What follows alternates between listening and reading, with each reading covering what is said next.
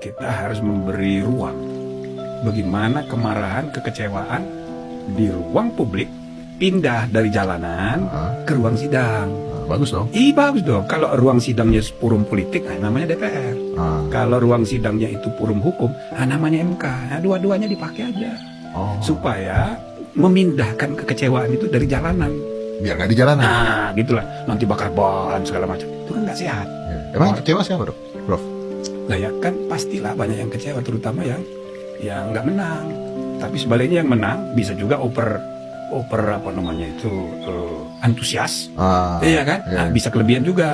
Nah, saya mau mengingatkan dulu tahun 2004 pertama kali kita pilpres pertama secara langsung, dan yang kedua MK baru pertama menangani perselisihan hasil pemilu karena berdirinya 2003. Saya ketuanya. Betul.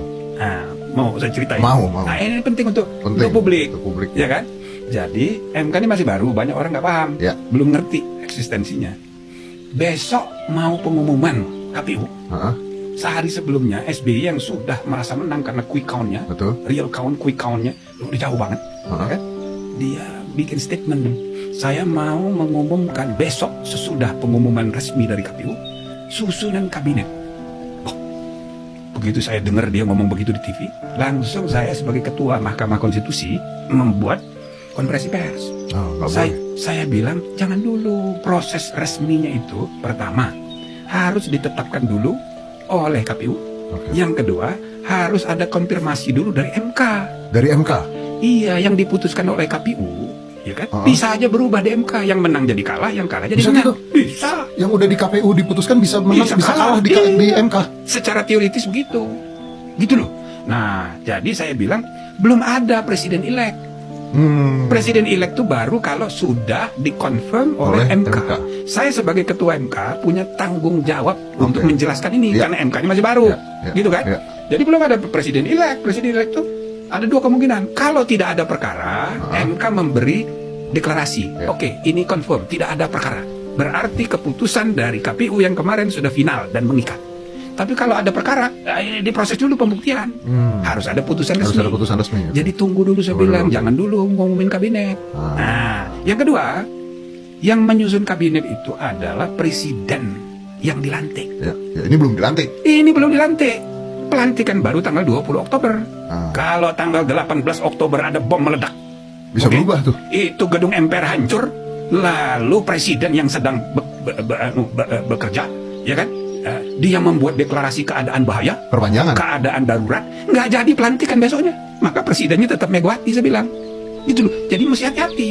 Kita harus mengikuti dulu proses sampai pelantikan, baru sesudahnya umumkan kabinet. Saya paham. Nah, ini penting ya, untuk menjelaskan bahwa proses ini meskipun nampaknya formalitas, tapi harus dilalui sekaligus. Kan besoknya Pak SBY telepon saya. Mana Pak Jimli? Ya saya bilang begitu prosesnya Pak. Ya udah saya ikut aja kata Pak Jimli. Nah apalagi saya bilang ini menyangkut ibu-ibu presiden kita ini, Presiden Megawati. Iya harus tepuk seliro dong. Besok sesudah pengumuman KPU, saya datang kepada Presiden Megawati. Dia didampingi oleh Bambang Kuswoyo.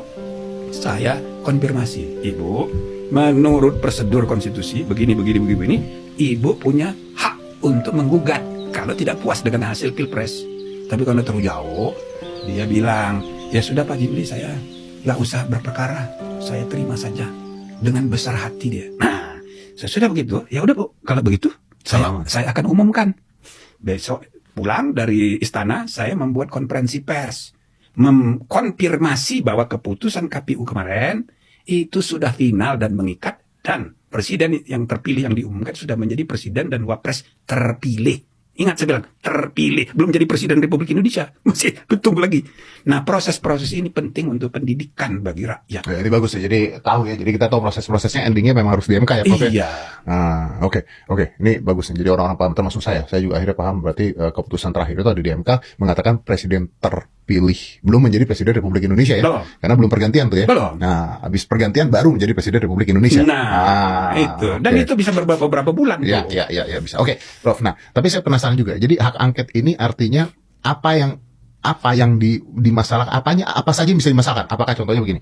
Apakah ini akan ada pemilu ulang hak angket ini? ataukah apakah bisa pemakzulan Pak Jokowi? Atau apa yang diangketkan sebenarnya dan endingnya mau kemana gitu, Prof? Saya nggak paham baca kanan kiri nih karena bodoh saya. Kalau kalau di forum politik itu bisa ke sana kemari. Karena saya nontonin, saya bacain ngambang semua nih, Prof. Iya. Nah itu, jadi kemana arahnya apa dan apa tujuan dari hak angket itu? Kan, Jadi bedakan antara aturan normatif ah, dengan realitas politik di lapangan. oke, Nah, normatifnya dulu nih ya. normatifnya dulu nih ya. Jadi ada 3 hak DPR. Tiga hak Satu, hak interpelasi, Mm-mm. hak untuk bertanya. Tanya. Jadi dia mengajukan pertanyaan tertulis atas nama institusi DPR kepada siapa yang mau dia tanyain, Oke. apa presiden, apa menteri, apa Oke. siapa aja, termasuk juga KPU, dia bisa bertanya Oke. dalam rangka pelaksanaan undang-undang. Siap. Tapi jawabannya gampang, dijawab aja tertulis. Oke. Ya setuju gak setuju, kan udah saya jawab. Udah kan terjawab, gitu kan. iya. Nah itu interpelasi namanya. Hak bertanya. Ya. Oke. Yang kedua, hak angket. Hak angket. Atau disebut juga resminya bahasa kitanya hak penyelidikan. Hak penyelidik. Nah, jadi kalau proses hukum itu kan penyelidikan, penyidikan, penuntutan. Iya. Nah, ini penyelidikan. Ah, Dengan hak angket itu DPR bisa memanggil paksa orang. Pejabat dipanggil paksa. Nah, itu kan nggak bisa menolak. Nah, itu dilindungi oleh konstitusi. Jadi kuat posisi dari DPR itu. Menyelidiki. Nah, yang ketiga adalah hak pernyataan pendapat. Oke. Hak pernyataan pendapat itulah yang secara langsung terkait dengan pendapat DPR bahwa presiden atau wakil presiden melanggar hukum atau melakukan perbuatan tercela atau tidak memenuhi syarat lagi sebagai untuk menjalankan tugas sebagai presiden atau wakil presiden. Kalau gitu artinya pemakzulan. Nah, itu yang pemakzulan. Kalau dianggap melanggar hukum ada 4 kategori. 1, berkhianat pada negara. 2, korupsi, suap, gitu ya. Suap. Dan yang keempat, melakukan tindak pidana berat lainnya. Oke. Nah, itu banyak kategori. Pokoknya kalau dia masuk tindak pidana, nah 4 kategori ini termasuk pelanggaran hukum.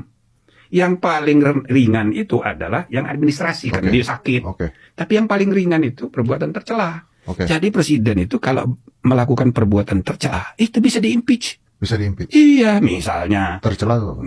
Gampang itu. Misalnya meludah pinggir jalan kena muka orang. Tercela apa enggak itu? Tercela. Ih, tercela dong masa presiden. Gampangan meludah yang bener aja. Nah, jadi alasan untuk impeachment itu banyak. Mudah. Untuk pemakzulan tuh mudah. Untuk pemasaran itu tidak sulit.